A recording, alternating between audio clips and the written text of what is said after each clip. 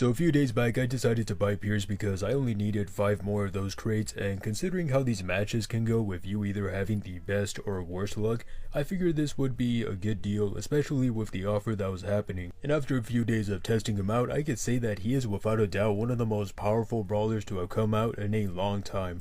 But I wouldn't say he's broken, and you'll find out why later on. With that said, I'll be going over the best loadout to use with him, as well as the best modes to consider. By now you probably know what Piers does and how his attacks works, but if not, basically every successful hit you land on a brawler allows you to reload one of your shots, with your final shot doing the most damage. On the other hand, his super creates this area in which any brawler that is inside of it would be targeted regardless if they move or not.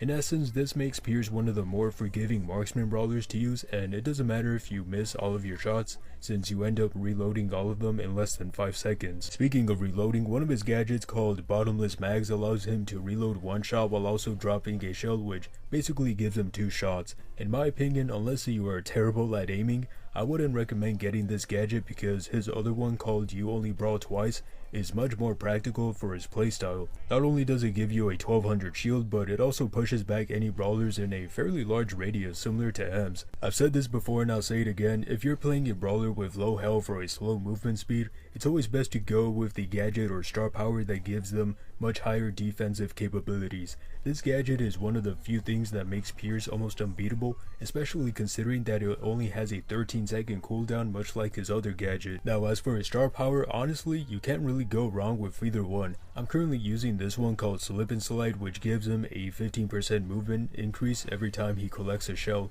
It's honestly not much, but it does pair nicely with his gadget, and on that note, his other star power missions when possible can also work really well because it slows down a brawler by 30% when you shoot them using your last ammo. It really just depends on your preference, and if I could, I probably would have chosen missions when possible over this one. Anyways, now we're moving on to the other modes, and no surprise, Knockout is one of the best to use him on. Though I will say this, I still prefer using Brock in this mode over everyone else. Not saying that Piers or other marksman brawlers are bad or anything, but Brock is just pure cheese when it comes to spam. Going back to what I said about Piers not being broken, well, this is the reason because he still requires a lot of skill to use.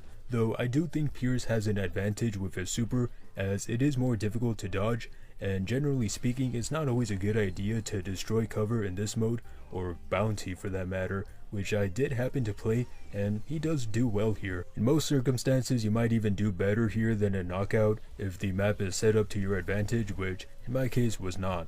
Regardless, both of these modes are good choices. As for Gem Grab, it was fun and surprisingly easy to use them here, well, at least to some degree. It's always easy to get lost in the sauce here, so always be mindful of where you and the enemy brawlers are at. Lastly, I wanted to try him out on Hot Zone, and I'd say I found moderate success here. The biggest problems I faced were artillery brawlers hiding behind cover and missing my shots, which is nothing new. If you do want to play him on Hot Zone, then I recommend much more open maps with less cover in the middle because he can be a very solid controller with just his super alone. I probably won't be playing him here anymore, but nevertheless, he already does really well in everything else. So that was my look at Piers, and well, I don't think he's as broken as everyone is saying he is. I can still see him getting a nerf in damage or cooldown speed for his gadgets, as they are the biggest factors in his success, but let me know what you guys think about him in the comments. Anyways, have a good day.